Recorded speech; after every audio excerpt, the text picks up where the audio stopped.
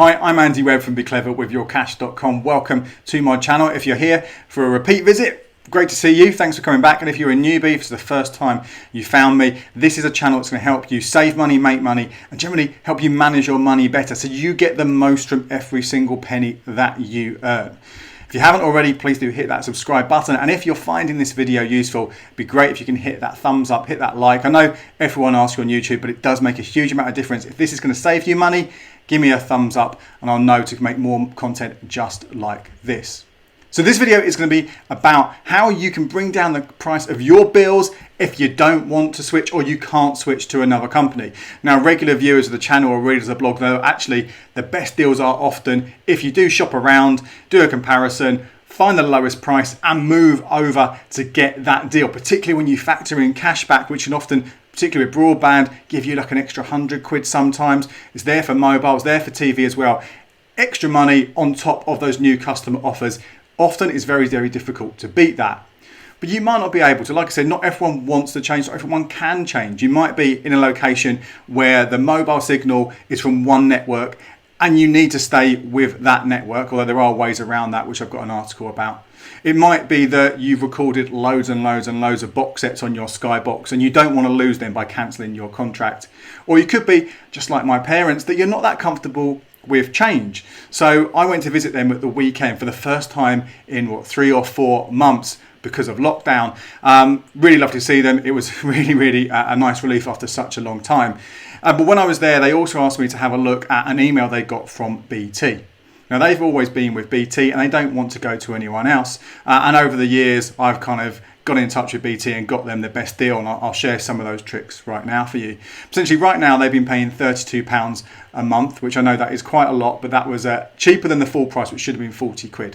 But they had an email that came through from BT saying that if you renew now for a new contract for 2 years, you won't pay anything more. You won't go back to that kind of, with any contract that ends, often you get pushed to a higher price.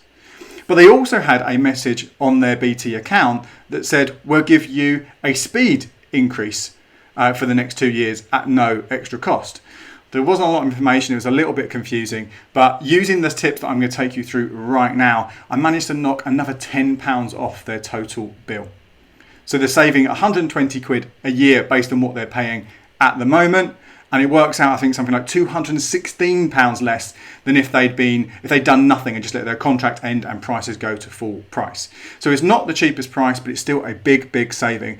And actually, even if you are willing to switch, you are willing to find the best deal and change who you're with, the stuff I'm going to tell you about right now could still get you a really fantastic price. It might surprise you to know that I've been with the same mobile network for 2.5 years. So that's 2 contracts that have ended that I've agreed to stay with them, thanks to the things that I do to bring the price down. And I've been with the same broadband provider for just over 2 years as well, through making sure that I haggle a little bit. And that's what I'm going to take you through right now. So the first thing you need to find out is, are you in contract? Now, this should be on your bill. So any written bill that comes through or any on your online account, you should know exactly when your contract is due to expire. If it's soon or it's already happened, that gives you a lot more power in the negotiation. If you're in contract, it's unlikely you can do anything if you've got a long way to go. But if you're near the end, fantastic. If you're not, make a little note in your diary of when that contract is going to end, maybe a month beforehand. Bookmark this video so you can come back and remind yourself of what I'm going to tell you right now. So anyway, you need that. That's the most important thing. Are you out of contract? Now, when your contract is due to end or if you're out of contract, you might find that the network, the TV company, the broadband provider, they get in touch with you with a special offer to get you to stay. And it might seem quite enticing, like those ones my mum got from BT that were saying, yeah, well, you won't pay any more if you recontract now. Might sound good. Never accept that first offer because there's always a chance you can get even bigger discounts on top of that. So the next step is to do a little bit of research. So even if you're not thinking of leaving, if you don't want to leave, you know you won't go elsewhere, find out what rival providers are charging for similar services. Now with that information, you've got that written down, then you need to get in touch with them. Sometimes you do this on live chat, might be able to do it on the phone. That has been difficult at the moment during lockdown, but that should be a lot easier over the coming months. Get in touch with them and ask them what they can do. Say, look, you've offered me this price. Can you do anything better? one of the things you can say, particularly say if you're out of contract or nearly out of contract, say, I'm going to leave. It's a little white lie. It doesn't do anyone any harm. You're just saying, I want to go somewhere else. See what they offer. If that isn't as good as what you've seen elsewhere, counter. Say, well, actually, I've seen this information elsewhere. I've seen what X is providing. I see what I can get if I move to so-and-so. And really importantly here, you also need to research what the company that you are currently with is offering new customers.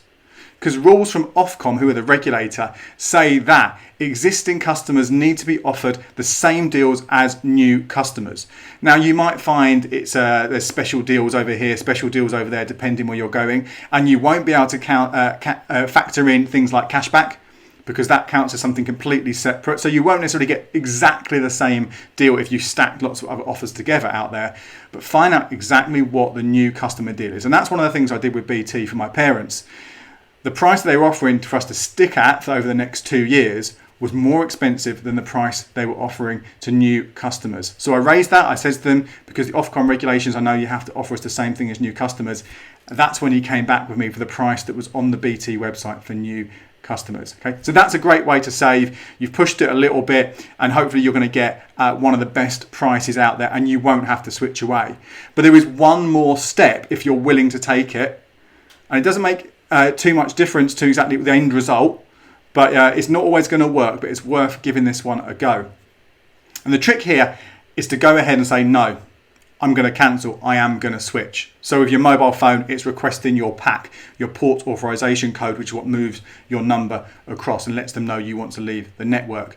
With your broadband, with your TV, again, it's just telling them, no, I want to give you notice on my contract. And that starts that process. Now, you might be a bit scared by this thing. Oh, hang on, no, I don't want to do this because I don't want to switch. I've already said this is why I'm watching this video. I don't want to switch. I want to just get the best price with the people I've currently got. It's fine. You can change your mind.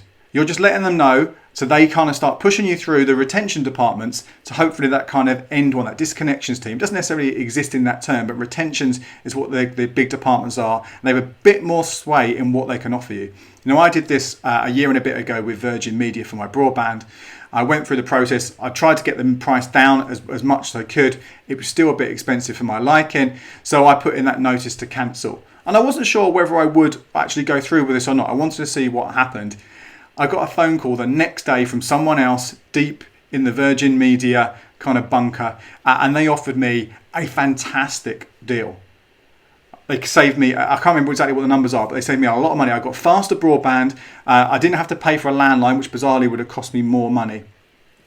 And that was simply because I let them come to me. Now, this won't happen every single time. I know people have tried it, it hasn't worked. I've tried it with other services. I've tried my mobile phone, for example. It didn't work. It didn't give me a discount on top of what they'd already offered me. They'd already offered me a really good discount. They didn't give me anything more on top. But it's well worth giving this a go and see if they get in touch. If they don't, give it a few days, then phone them back up and say, look, I've changed my mind. Can I still have that offer that you mentioned the other day? And they're probably going to do that. And it really, really, really will bring the price down. Now, very quickly, one thing to be aware of when you're doing this sort of haggle with the companies, particularly when it comes to your TV packages, is don't get too carried away when they offer you extras for free. Because sometimes you just don't need these. So, for example, when I was talking to the BT guy for my parents the other day, he was trying to push some BT TV services on us.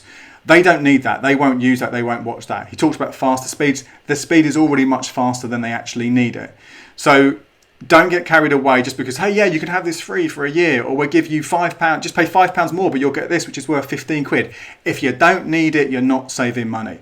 Stick to those kind of essentials, those basic things you need.